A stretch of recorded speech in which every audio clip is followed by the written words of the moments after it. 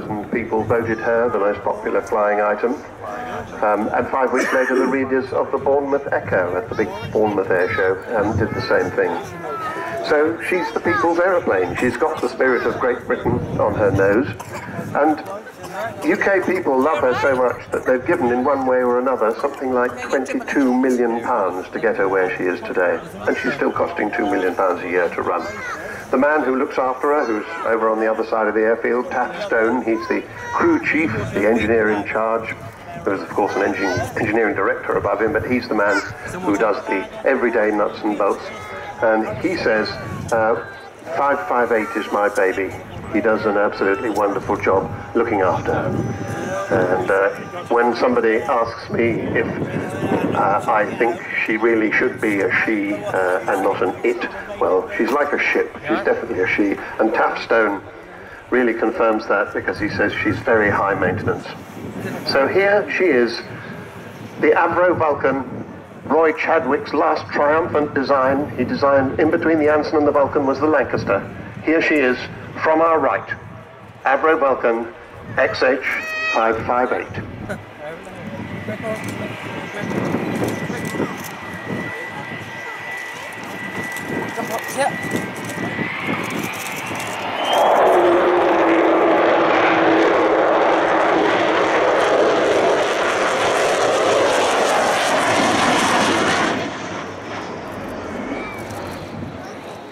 And there you got it again, a bit of a howl, a Vulcan howl. Nobody's quite sure how it works, but it mostly does. It depends slightly on the weather, but it's to do with having 2 of the 4 Olympus engines, two on each side, and both the ones on the same side sharing the single intake.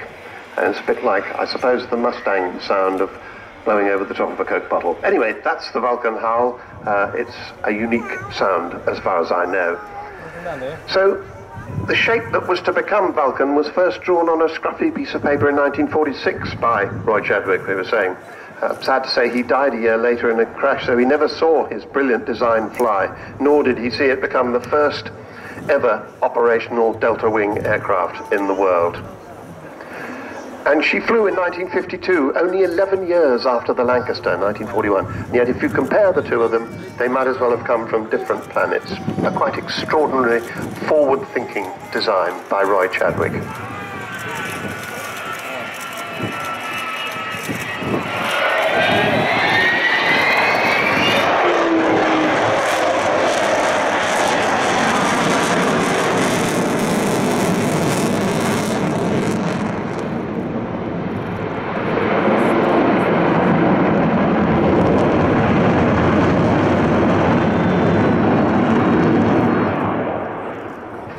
Rolls-Royce Olympus 202 2-shaft turbojets, 16,500 pounds of thrust each, so about 65,000 pounds altogether.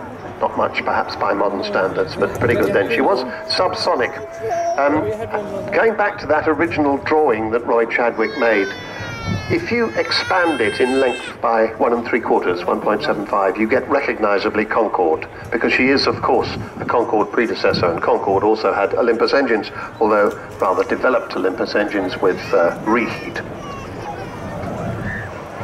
So flying her today, captain is the man actually flying over the display is Captain Phil O'Dell, Pod.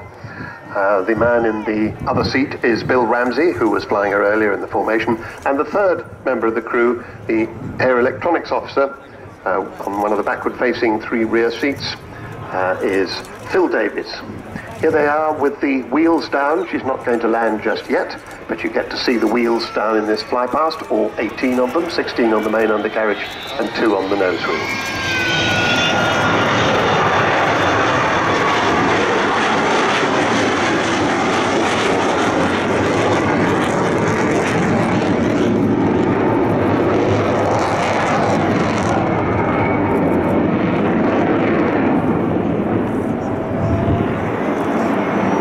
There you get an idea of how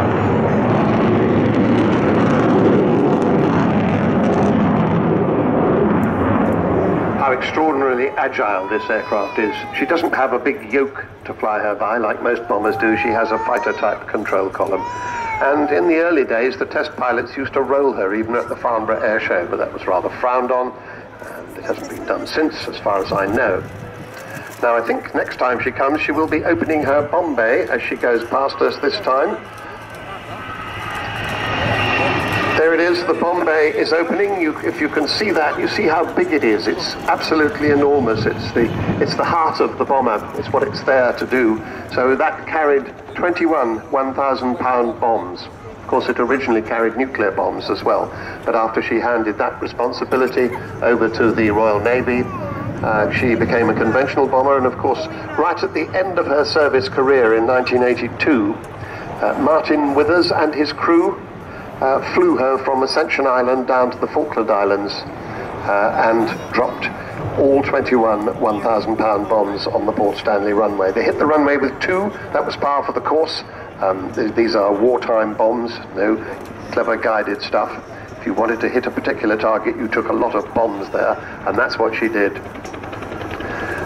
She was supported by 11 Victor tankers.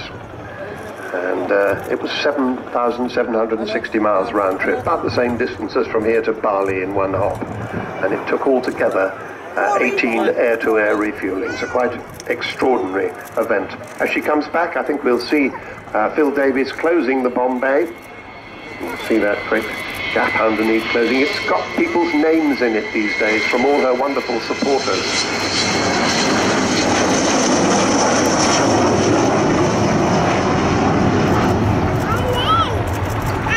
The problem with this aeroplane has always been money. Obviously, she's not funded by the government. She doesn't belong to the Royal Air Force. And as I said, it's cost 22 million so far. She got 2.7 from an unprecedented Heritage Lottery grant, and the rest has come from, well, you, wonderful people.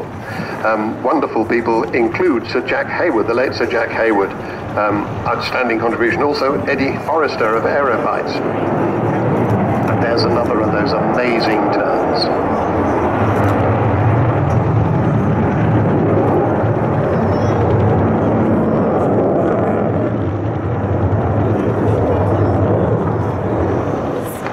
As we were saying, this is her last season, and the reason for that is that the 3 technical authority companies who have responsibility for her, BAE Systems, Marshall Aerospace and Defence Group and Rolls-Royce, it is they that have finally decided that her illustrious flying life is coming to a close. They have decided to cease their support at the end of this season, and without that support, under Civil Aviation Authority regulations, Vulcan will be prohibited from flying. It isn't about funding, it's not about the supply of parts, it is about mandatory third-party support.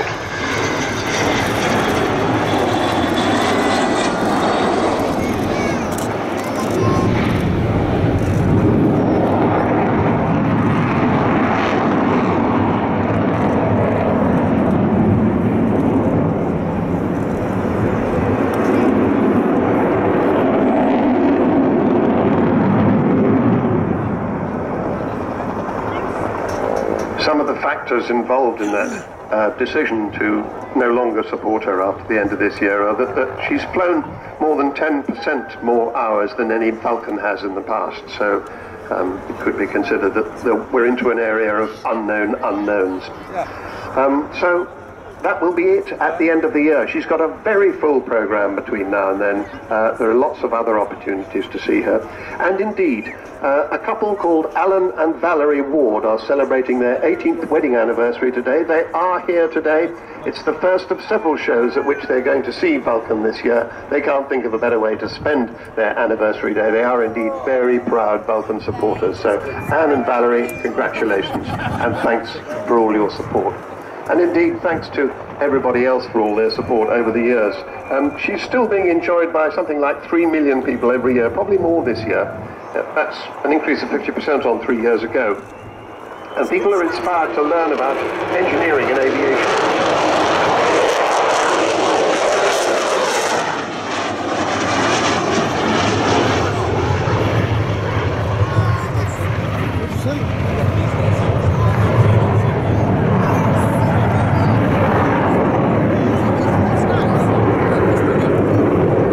About aviation and engineering is what's going to happen at Doncaster, at her home base. Used to be Area Finningley, it's now Robin Hood Airport, Doncaster, Sheffield. And when she finishes her flying career, she will become Project Etna in a brand new building.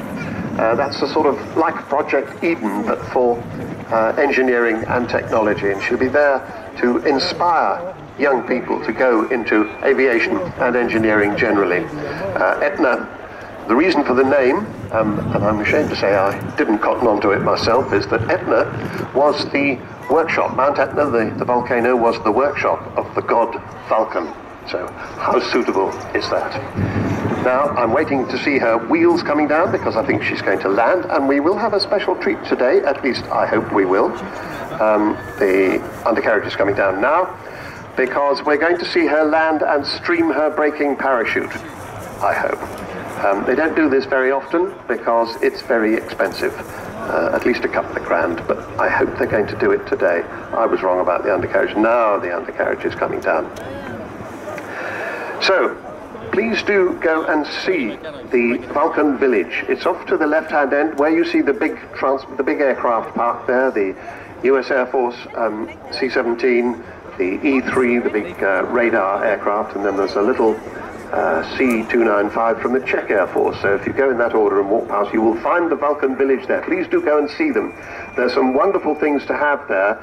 You can get free entry to a draw to win an airfield experience at Robin Hood Airport when she's going flying. You would be with the ground crew starting her up and getting her prepared. There's a raffle. The first prize is fast taxiing in this aircraft with Martin with us. The second prize is a flight in a Spitfire alongside 558. The third is a flight with the blades in formation with 558. So an extraordinary raffle available. And also, of course, this afternoon, she will be taxiing back from the when she lands to come to this side of the airfield, and you will be able to do underwing tours with her. You'll be asked to contribute a $5, I think, but you get to walk around under the wing. You have a guided tour. So please do go and see the folks at the Vulcan village when she's landed. As she comes into land, you can see those big air brakes, top and bottom of the wing. You can see the 16 main wheels and the 2 wheels of the nose undercarriage. Touching down now, and there is the braking parachute.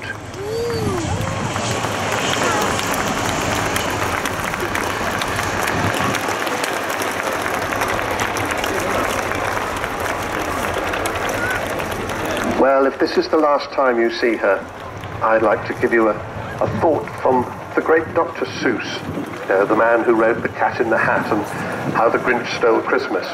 He wrote, "Don't cry because it's over. Smile because it happened."